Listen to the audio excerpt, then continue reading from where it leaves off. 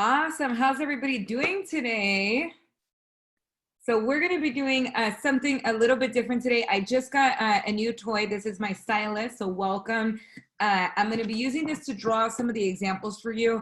And part of the thing, as we continue to acclimate to the technology, I realize that I usually like to teach having a whiteboard in the back so that I'm able to show you some of the examples that I work through.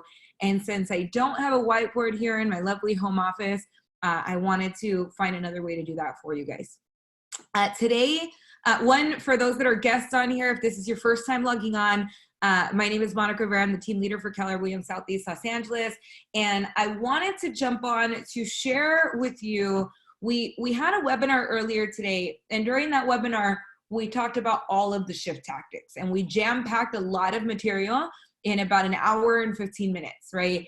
And the truth of the matter is that when it comes to this business, there's a lot more in-depth material that we should cover. And so the tactic that we're going to be talking about today is specifically tactic 5, getting to the table and lead conversion, right? And one of the things that I want to note on this is that, you know, on page 83, when Gary talks about this, he says, as you ramp up your lead generating and experience the market, you start to see the absolute nature of it. Lots of leads, but fewer good ones. If you do lead generation, but you don't get a name and a number, what good is it? As important as lead generations are, if you can't get a name, a number, and ultimately an appointment, what have you really accomplished? Doing lead generation activity is one thing. Getting an active lead from it is another. Without the ability to turn activities into leads and leads into appointments, any lead generation activities you do are futile. In other words, conversion matters, right? And we're going to talk about that. The truth is that when we go into a shifting market, your skill set in conversion matters immensely. And what a lot of times happens is that when we're in an active market, when there's a lot of business to be found out there, we almost think that conversion just happens. Oh, I found this person and they were ready to go. Oh, I found an active buyer. Oh, I found an active seller. And we see that that person was ready to go. And so it could feel like, it just happens. And the truth is that it's a skill set based thing. What it actually is, conversion is a process. And in instances where you find somebody that's ready to go, that process is collapsed. Right? That's really the only difference here. So I'm going to go ahead and share my screen really quickly on that. And I'm going to start that broadcast. Okay, so is everybody able to see the note that I have on? If you can't see it, let me know, because I'm going to start drawing on the screen and I want to make sure that you guys can see that. Let me get this on. Okay. Okay, great. So when we look at the lead generation process, I want you to think that this straight line is the transaction. And at this point here, at the very end of it, this is when the transaction closes and we make money, right? This is when a transaction closes and we make money. Now, the truth of the matter is NAR believes that at this point here, right, this point right here, this is generally about 7 to 10 weeks before someone goes into escrow. That's when they start making the decision that they're going to move forward, right? This is when they make the decision that they're going to move forward. Now, the problem is that we tend to put the most amount of value at this point. This is when you call a lead and they're ready to go right now. Right? This is when we find that person, or this is the come list me that calls us and says, I'm ready to go right now, right? This is the buyer that walks into your open house and is 100% fully pre-approved and ready to go right now. And so it feels like it happens suddenly. But the truth is that in most cases, this area over here is actually where the lead generation happens, right? This is our lead generation. This is if we're doing open houses, if we're doing door knocking, if it's through Facebook, if it's through calls, networking, right? Whatever types of lead generation we're doing, FISBOs, expired, etc., right? This is all of the different scenarios that happen right here in this section. And yet we put the most value still over here, because we think that that's where the lead is the most valuable. The truth is, and I'm big on this, is that, we generally, most of the time in most markets, we don't have a lead generation problem. We have a lead conversion problem, because we don't accept the truth that lead conversion is skill. So this entire section over here, this is follow-up and conversion. Right? That's our follow-up and our conversion. So sorry guys, I know my handwriting is a little bit messy, but I want this to be really clear, is that a lot of time we talk about, oh, I'm out there lead generating, or I'm out there lead generating, when really what we need to be talking about is I'm following up in order to convert my leads, right? I'm out there and I'm doing lead conversion. We need to really understand that these are two different skill sets that we need to adopt. That's why lead generation is one tactic, right? Doubling down on lead generation, and lead conversion is a completely separate tactic, because in a shifted market, conversion and skill sets when it comes to conversion matters much, much more than it did in a market where you're consistently finding people that are here in this time frame, right? It's going to matter a lot more. So Gary actually talks about, he says he's got a friend who's an avid fisherman, and that anytime somebody, is in conversation with them and they say, oh my God, I love to go fishing. I love to go fishing. He says, really, you do? Because I love catching, right? I don't like fishing, I like catching. And that's the truth of it, is that we talk about lead generation and the appointments as one process. And in reality, we need to look at, it's not just that we like lead generating. The goal here is that we need to get very masterful at our lead conversion process, right? So I hope everybody's got that. I'm going to go into a different model. If you're following along in the book, then I want you to look at page 87, right? Because we're going to go through a different piece of that model. And this is 3 general areas, right, that are written in the book. It's going to be, we go from capture. This is our top of the funnel right over here. It's where we capture it and we get leads or potential people that we have coming in here. That's going to take us to, now we have to connect with those individuals, right? We need to make a connection with them, right? This is where we build a little bit of that relationship. And then from there, we go into close for the appointment. And if we were looking at this as a funnel, right? The funnel is going to look like this. This is where we make money, right? This is where we actually have contracts and closings. This is where we have agreements, right? We have appointments. We have nurtures. And up here is leads, right? So that's really important to have that understanding, is we're going to be feeding that funnel a little bit more. So Gary talks on page 88, he says, getting appointment can happen, or it can consistently happen. Getting an appointment can happen, or it can consistently happen. And so this is where it becomes about being intentional about our conversion.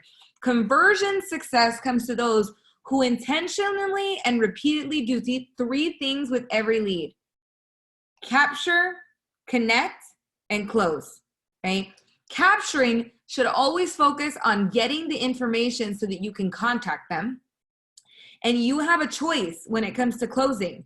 It can be repeatable and dependable, or it can be unpredictable and unreliable. You can come prepared, or you can wing it. That's your call. Most agents assume the prospect will determine if they meet or not, but actually it will be you. Either your ability will cause a meeting to take place or your lack of ability will prevent it. This isn't a game of chance. This is a game of scripts and systems, right? So earlier I talked about the 3 things that we need for any system or for any business to work. We need the system and the model, right? Which in lead conversion, this is scripts, but it's also the model for follow-up that we're going to talk about, right? The model for follow-up. And then from there, we need the piece of technology that's going to help us do that.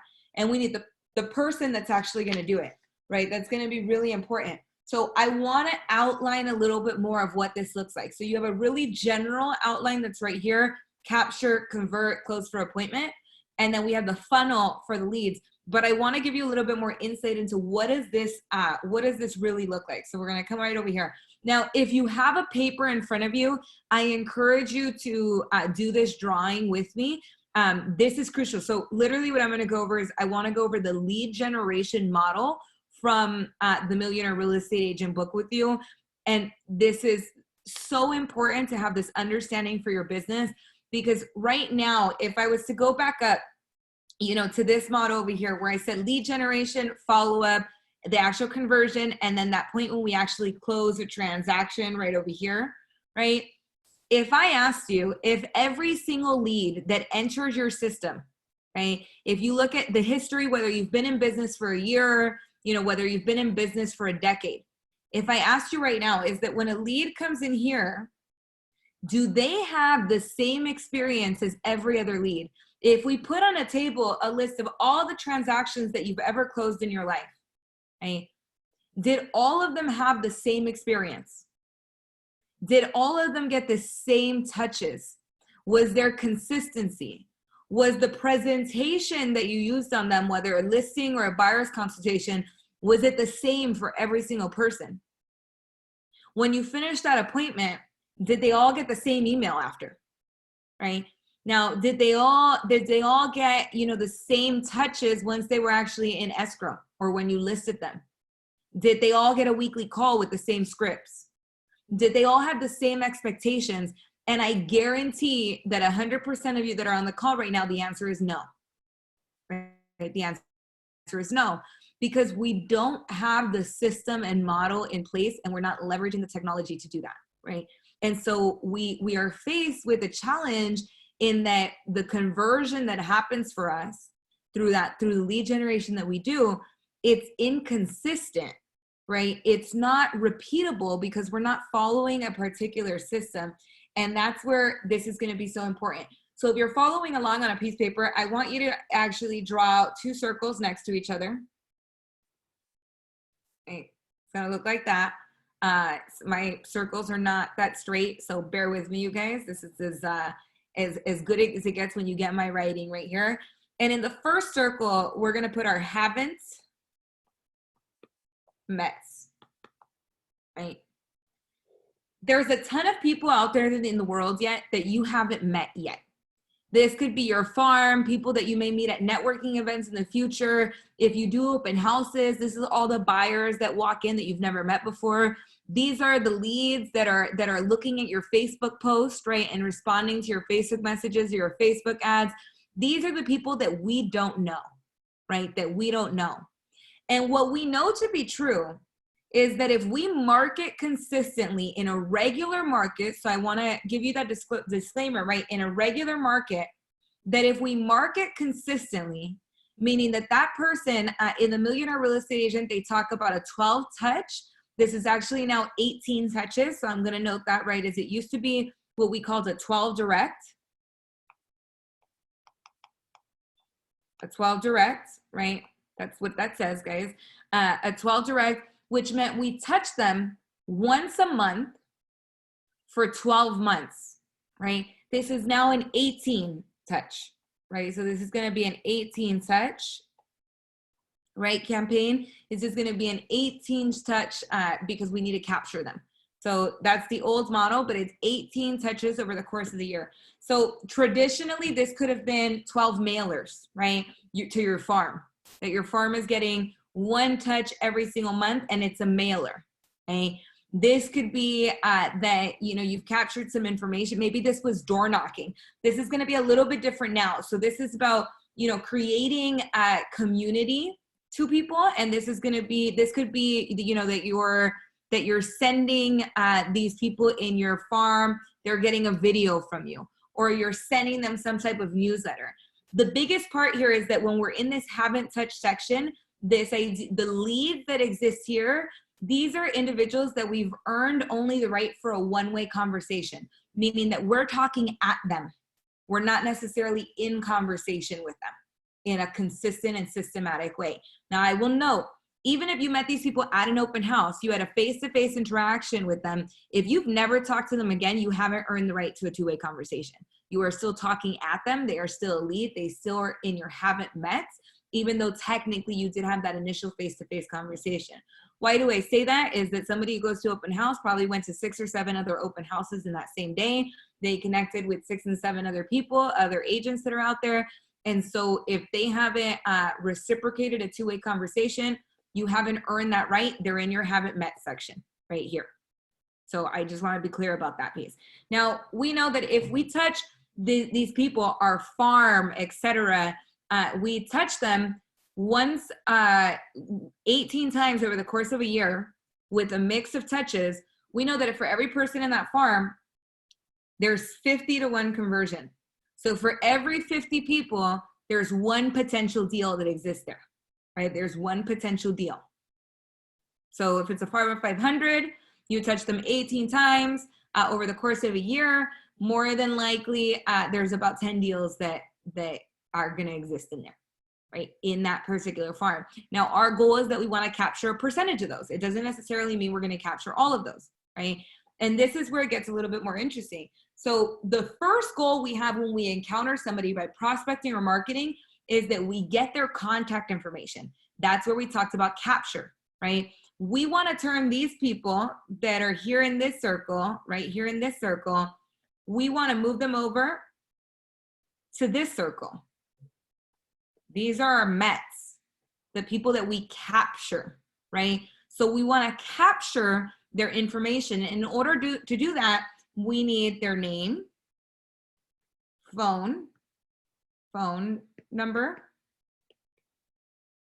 email, right? Address, because we are in real estate, and so we must have their address. And then additional information in here, we could get their date of birth, right? Spouse information, children, all of those extra things. But at the very least, you need their name, phone number, email, and address, right? You need their name, phone number, email, and address. And I would like to know if they're a homeowner or not, right? You want to know if they're a homeowner or not. That's going to be really important. But your first goal is to capture that particular lead, right? And this is going to be, you know, that's number one. So this area right here is the capture section. From capture, we need to actually make the connection with them, right? And what does that look like? So Gary on page 94 of Shift, going into connecting, he says, once you've captured a name and number, it's time to connect. It's time to quickly lay a foundation for a working relationship. The fundamental theme to connecting is curiosity. To know who someone is, understand their wants and needs, and become aware of their worries and concerns. At this point, you are investigating, not selling. You are a consultant who generally wants to understand their situation and help. Your goal is to generate trust and build confidence, first yours and then theirs, right? So there's a couple things that happen here. In the Millionaire Real Estate Agent, in the lead generation model, we go from the 12 direct, from the regular MREA book, right? If you're following along with the original MREA, it's going to say 12 direct. Again, I mentioned it's an 80 to 18 touch. Now we go into what's called an 8. This was called an 8x8, right? It's an 8x8. So I connected with the person here. I got their information, right? I collected their information. And then the system and the model is that now they go on to an 8x8 campaign, 8 touches over 8 weeks. This is going to be a combination, right, of touches. This is going to be a combination of touches. So it could be an email, right? It could be an email. So let's look at it from the situation that we're in now, right? We're connecting with a lot of people that are at home. people that we haven't talked to in maybe a long time. You call them, you're reconnecting. So you're reconnecting over here, turning your haven't met into a met. You're collecting their information by the questions that you're asking in that conversation, and then you're putting them on an 8-touch campaign. Right now, this is pretty easy, guys, because right now you could have an email that goes out to them that says, thank you so much for connecting with me. It was great to hear about how you're doing. I know that times are tough right now. And so I just wanted to share some resources in the local area. Signed, your local realtor. Has nothing to do with real estate. It could be a list of the stores that are open in a particular area. It could be whatever it is. You may want to create an 8x8 that's custom to the lead generation levers that you're pulling right now, right? If open houses, once we get back into doing open houses, if open houses was a really big piece for you, then maybe you have a campaign that's about following up specifically geared towards people that are currently, buying. So maybe it's giving them information about a pre-approval, right? What's the difference between a pre-approval? What is a desk underwritten pre-approval, et cetera? If you're in commercial, then maybe the information is about what are some of the things you should be looking for when you are investing in, or when you're building your portfolio. Maybe it has to do with the different type of commercial lenders that you have. Maybe it's information about the commercial services that you offer, right? If you're working primarily with sellers, let's say you're working primarily at distressed sellers, right? That are facing economic distress, then maybe that it's information to educate them on why it's important to sell before they get foreclosed on, right? This could be different. You can have a ton of different 8x8s, or you can have one. If you have one 8x8, then I would say it's going to be a little bit more focused on, here's who I am. Please contact me for any resources. Here's, let me share with you some of the things that I can offer. Here's a little bit more about my team. Here's a list of the different services I offer. It's multiple touches. And this is also going to be a mix, right? In this 8x8, it's going to be a mix of email, text. It could be social posts. It could be a actual mail piece. So maybe a card. Maybe after you talk with them the first time, you're mailing them some kind of note card. And here's the biggest part. It's going to be conversation. It's a voice conversation, because if you go to page 95, there are 6 connecting questions that during our initial call, where we're turning them from a haven't met into somebody that we've captured, and during the follow-up of that 8x8, we want to make sure that we're getting through these connecting questions. Who are they? You need to know who they are. What do they do or need to do? What do they want or need to do? Where do they want or need to do it? Why do they want or need to do it? When do they want or need to do it? And how do they plan to do it? So what does that look like in a sale? When we're talking with them, it could be, tell me a little bit about yourself. Now tell me, what is it that you would like to do? Are you looking at buying? Are you looking at selling? We want to know what they want to do, or maybe what they need to do. They need to sell because they're in a financially distressed situation. They need to buy because they don't have a house right now, because they're renting and they're getting evicted, whatever that might be, right? So it's who they are, right? What they want to do or need to do, where they want to need, right? Where are they selling in Downey? Are they buying in Huntington Beach? Where is it that they're looking, right? We need to have that answer. Why? We need to know, why do they want to do it or need to do it? What is the motivation? This is one that most people miss. And I will note, understanding the motivation of your clients is extremely, extremely important, because as you actually go through the conversion process, it's going to be really important that we consistently go back into the motivation piece. So a potential question could be, can you share with me why you need to sell right now? Why do you need to move? Why are you looking to make a change? And this could be a variety of things. It could be, I got a different job and I need to relocate. We want to be in a better school district. We are dealing with financial situation. The homeowner passed away, and so we need to sell it because none of the beneficiaries want it. right? Whatever it might be, we need to downsize, we need to upsize.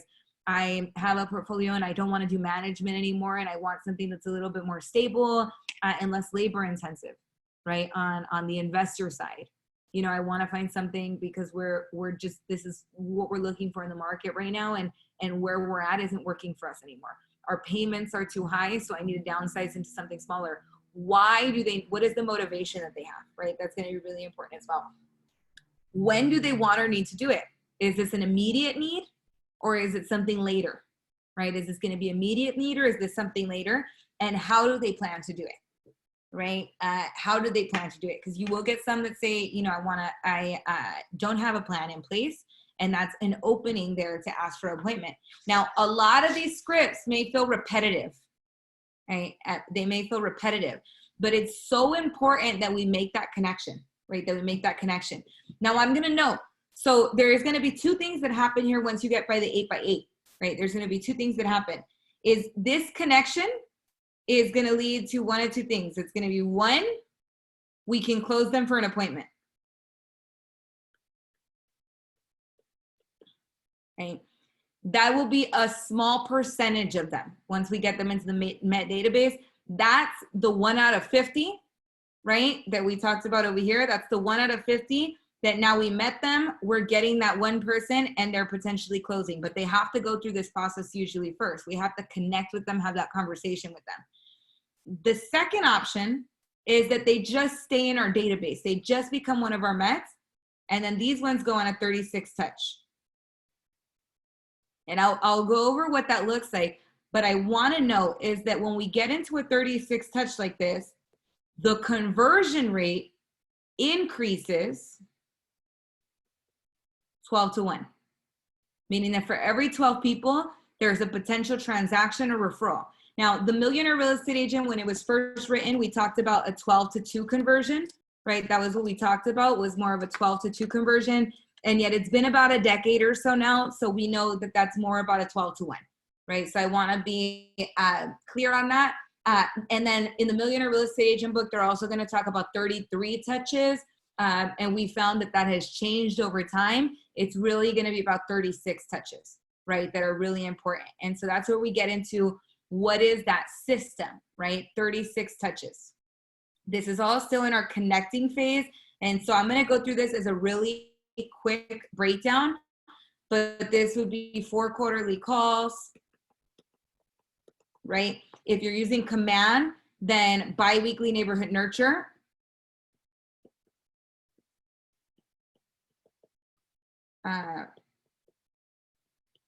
That's going to be 26 touches, right? 26, so that takes us up to 30. In Command as well, we've got the birthday touch, which has 4 touches. You've got the anniversary. That's not going to apply to everyone, right? If this is the first time on it, then the 8 touches of the 8x8, right, is going to be added on there as well. And then if they're a buyer, the save search, right? And then the mobile app campaign.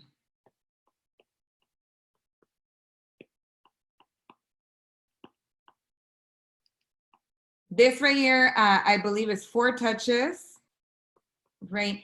This is 4 touches if they are a seller. Save search is only for your buyers, right? So this is gonna be a little bit different.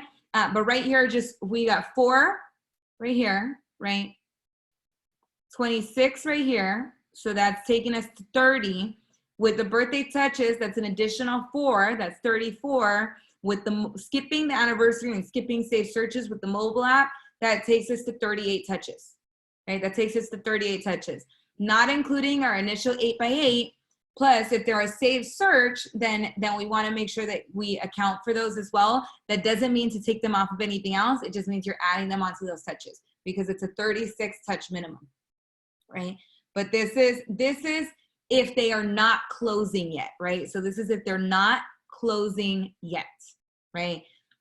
But we know that step number 3, I see that question, Ms. Cynthia, how is the birthdays 4 touches?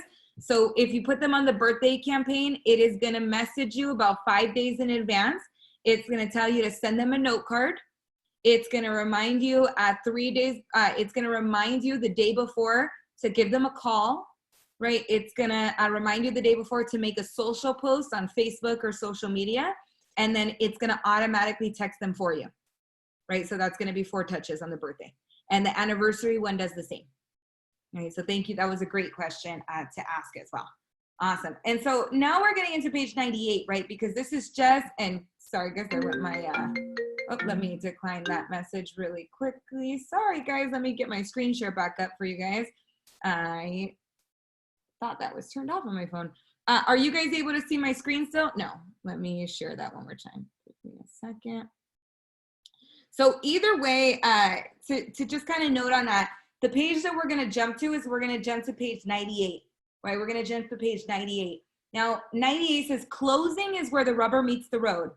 It's where the prospect becomes a lead, and your lead generation activities require you to go and get an appointment, right? And get an appointment. So what does that mean? Well, here's the thing. As we're doing our lead generation right now, there's 3 goals, and I'm going to note, you know, if you were on the webinar that we talked about, if you were on our lead generation section right now, there's going to be a much smaller percentage of people that are converting right now, right? There's going to be a smaller percentage of people that are converting right now. Why? Because some people can't right now. That pool has diminished a bit. So you're not necessarily going to have somebody that's ready to go every single time. And yet we need to make sure that in our conversations, we are making at least an indirect offer, right? At least an indirect offer. We potentially a direct offer, and the best is going to be the combination of the 2. So I'm going to know what does this look like? Because this is where we talked about making sure that your message matches and that you're adding an offer on there. So an indirect offer, and I talked about this a little bit last week, is going to be something where we say, you know, hey, Mr. Buyer, hey, Mr. Seller, you know, I would love to get you signed up for updates about what's going on in the market. Would that be valuable to you? Can we go ahead and get you signed up? That's an indirect offer. That's not my specific services that I'm offering them. What I'm doing is I'm deepening the relationship by offering them an item of value. By offering them an item of value. That's going to be that initial piece. Now, the second piece on that is going to be, now we have what is the direct offer? The direct offer is where we're literally asking them if they want to buy or sell. So what does this look like in the context of the situation that we're in right now, right? For some of you, if you're reconnecting with somebody for the first time, you haven't talked to them in however long, right? The conversation right now is 100% a care call. How are you? How are you doing? How can I be a resource for you? You know, what is it that you need right now? You know, not necessarily, it doesn't have to be real estate related. I'm really just giving you a call to see how you're doing, you know, to see how things are going for you and your business, right?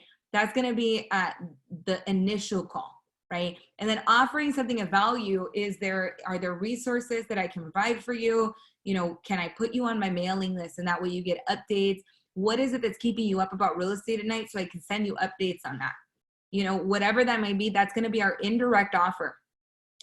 If you're connecting with somebody for the first time, you're probably not necessarily going to make a direct offer right off the bat, right? When we're calling through our database, you're earning the right to follow up with the direct offer later. Right? You're earning the right to close them on the business later. However, if it's somebody that is a past lead, if it's somebody that starts talking about real estate, right, and wants to know about real estate, now we want to make sure that we're making that direct offer, right? That direct offer, which is, you know, are you looking at buying or selling? You know, have you thought about making a purchase right now? Have you thought about potentially selling something right now? You know, you need to ask the question, make the offer, and open it up, because that is going to open up the opportunity for you to close for an appointment. And while it may be a virtual appointment, it's going to open up that opportunity for you, right? So we need to make sure that we're asking that. Now, there's going to be quite a few different closes that you can use. And we know that everybody exists on what is a decision continuum, right? There's going to be people that are the absolute no's. And generally, if they're an absolute no, a lot of time it has to do with a condition. Right? They lost their job, something happened. An objection, fear is an objection, not a condition. right? Fear, being nervous, having anxiety about what's going on in the market, that is an objection, not necessarily a condition. A condition is I lost my job. A condition is I'm no longer approved for the loan. A condition is, the regulations changed and I literally cannot afford it, right? Whatever that might be, that's going to be your condition. What we need to look at is what are the objections that we are able to handle and how do we get through to them? So this is where some of the scripts we talked about earlier, the pivot scripts, are going to be really, really important in this particular case. The second piece is going to be, once we get that opening, that yes, maybe they are interested in buying or selling, we need to close, right? We need to be asking for the appointment every single time. Appointments do not just happen if you are not intentional about asking, and practice the different closes. Here's my thing, guys. When I've got somebody that comes and says, you know what, I went on a listing appointment and I didn't get the listing and I don't know what happened. What could I have done better? The first question I will 100% ask every time is, how many times did you ask them to sign the contract? Right? Is how many times did you ask for the close? And generally, most of the time they're like, well, I don't know. It didn't seem like they were going that direction, so I didn't ask, right? That's what could have been done better, is that closing was not happening. Listings do not just happen. You have to ask for the close. Appointments do not just happen. You have to ask for them, right? You have to ask for them. And especially now in a shifted market, those come list me's, with the exception of those that are facing economic difficulties, and thankfully you had them in your database, come list me's do not happen in this market, right? Come list me's do not happen in this market. So a couple different closes. The hard close is just going direct. It's the let's meet. The soft close, I really enjoyed talking with you. Would you like to get together to discuss this further? The direct close, can we meet today, right? The indirect close, would it be okay if I got you some information to look over and then we can meet to discuss? The trial close, have we gone over enough today that meeting would be our next step? The assumptive close, it sounds like we should meet. I'm available most times this week, so what works best for you? The negative positive close, would you be offended if I asked if we could meet to go over this, right? Use a combination of them. I generally, when I'm talking with somebody, I may say, hey, why don't we get together? What works best for you, 3 or 4? They're going to say, oh, you know what, I really don't want to meet right now. Now you might go into something else. Is, based on what we talked about, based on what's going on with your property, it really sounds like it's going to be important to meet. If we could help you get your property on the market, get it sold for the highest price possible right now, and I could prove to you the opportunities or the conditions that would help you move in this market, wouldn't it make sense for us to meet? I'm only going to ask a yes or no question if I know that I'm directing them to the answer that I want, right? With the exception of continuing to close, you're going to want to ask multiple times. And if you're having trouble with this, if you start making your calls and you do get some of those viable prospects on the phone and you're not able to close them for an appointment, write down the objections that you're getting, because it probably means that we need to increase your skill level when it comes to the objection handlers that you're working through, right? When it comes to objection handlers. There's a couple other close. That was number 7. And then going on to page 102, the take back close. I really enjoyed visiting you or talking with you. To be honest, I'm not sure if I can be of help right now, but I'd be honored if we could meet and find out, right? This is I don't know if I can help you, but I'm more than happy to meet with you to discuss, right? The take back. The tie down, wouldn't it make sense for us to meet in the next day or so, right? This could be, it would make sense for us to meet, wouldn't it? So it's the tying on, right? And then the alternative choice close, what works better for you, meeting sometime this afternoon or tomorrow morning? You're not asking them if you should meet, you're literally just giving them 2 options, right? There's a lot of different closes you can use. What's important is that you learn them and you use them, right? It's that you practice them, that you're consistent with them, that you ask multiple times during a conversation, right? That you ask multiple times during a conversation. They say the average time that somebody says no before they'll agree to move forward, that average time is 6 to 8 times that somebody says no, right? The average amount of times that a real estate agent, according to this, I haven't looked at the updated numbers on this, but the last time I looked at it, according to the National Association of Realtors, they said the amount of time that an agent followed up with a prospect, a new person, it was about 1.5 times, and then they give up. And we know that people take an average of 6 to 8 times that they will say no before they say yes, and that too many people give up on that follow-up piece, right? So that part is extremely important. And then going into that, right, from there, once we're asking for that close, right, we want to capture, connect, and convert, right? The ones that are not ready to go, that's okay. We need to make sure that we're responding to them, that we're writing down. I like to keep a notebook when I'm doing any type of phone calls. We want to write down any of the objections that you're getting, and you need to go find the answers for those. Any of the questions that you're getting, you need to go find how you're going to respond to that person and make sure that you give them that information. And then cultivation. And we went into cultivation pretty deep. That's where we're talking about, you know, the 36, the 8x8, the 8x8 is connection. Cultivation is going to be that 36 touches or more that you're utilizing in order to continue to connect with them. Now, I will note, guys, most agents struggle with cultivation, right? Most agents struggle with this. The reason most people struggle with this is because they don't have the system and the model. And I outlined that for you guys, 36 touches, what that looks like. The number one thing that must be on there, those 4 quarterly calls. If you eliminate those 4 quarterly calls and you replace them with something else like direct mailers or 4 additional emails or whatever it is, your conversion rate goes down dramatically. I'm just 100%, they've done the studies on this. If you eliminate the quarterly call, if you do not talk with the prospect, even if they're getting an email from you every 2 weeks, even if they're getting social media messages from you, even if they get, you know, your newsletters, even if they see your videos, if you do not call them, your conversion rate will go down dramatically. Why? Because when we call is when we are reconnecting and we're closing and we're giving a direct close, right? So that call is immensely important. And yet we know the fortune is in the follow-up, and that's the area that most people struggle with. It's also the area that is the largest, right? Let me go back to the figure that I had drawn for you guys before, right? It's the area that is the largest. So we went back to this example right up here. Oh, let's see. Are you guys able to see that? Or is it blacked out? Because I'm showing that it's not showing on my screen. Is everybody able to see that? No, yes, no. It's blacked out. Okay, let me try that one more time. Thank you. Let me, okay, stop video, stop share. Let me share that one more time. Screen, start broadcast.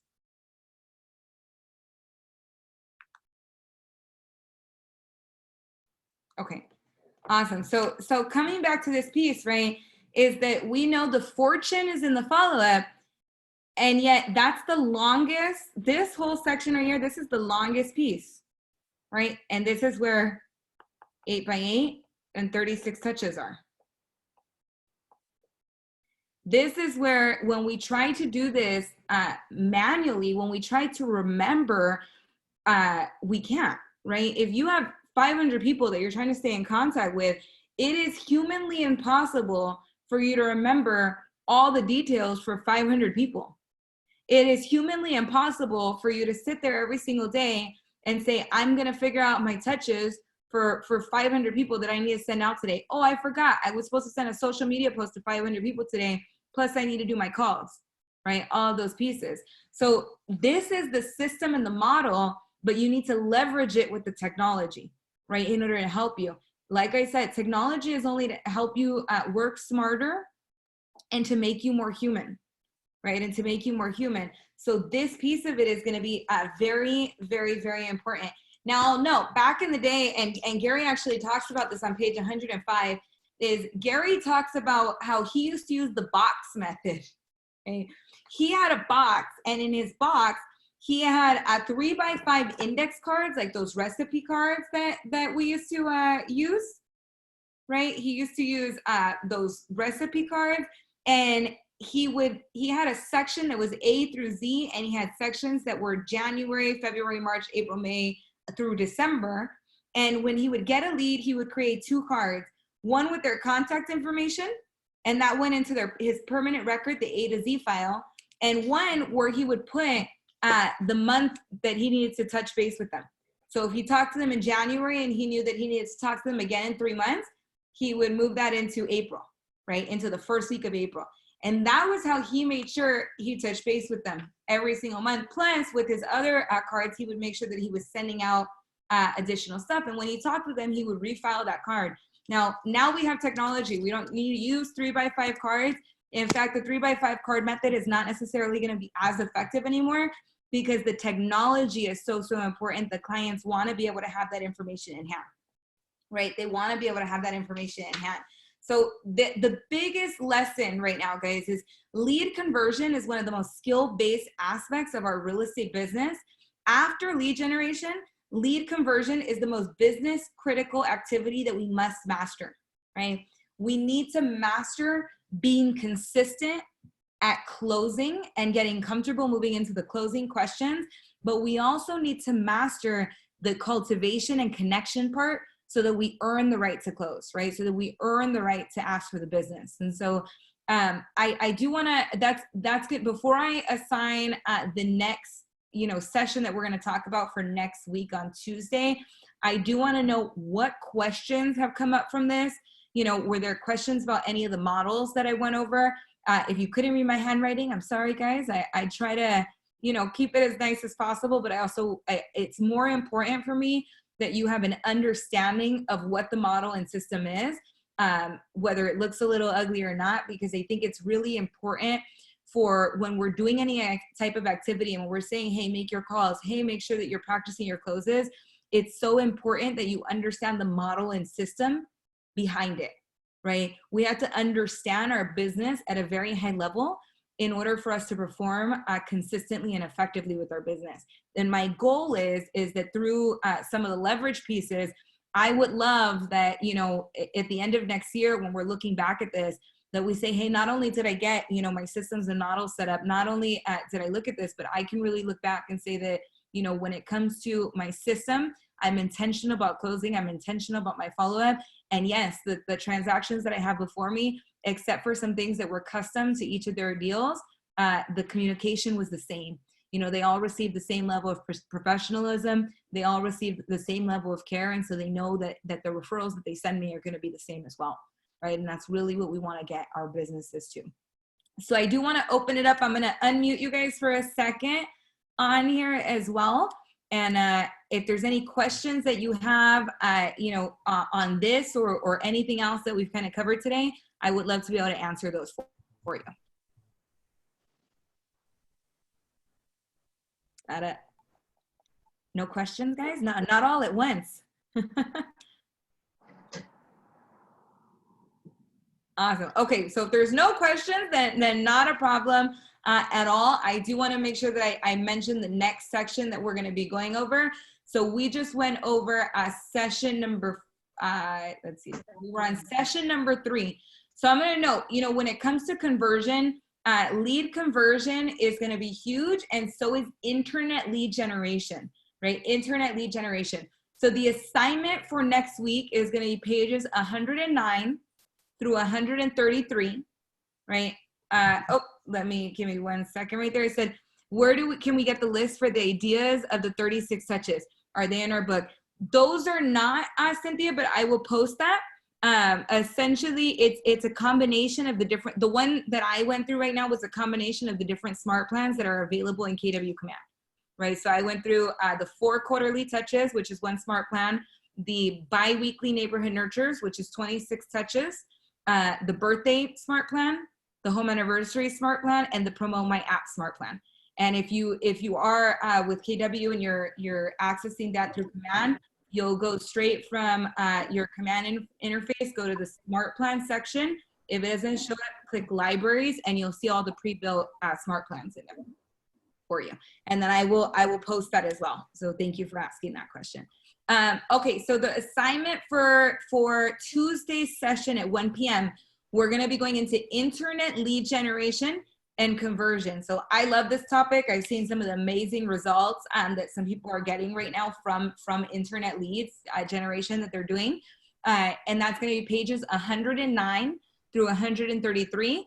The key concepts that we're going to be talking about is going to be internet lead generation model, elements of a great agent website and the path of the consumer on the internet.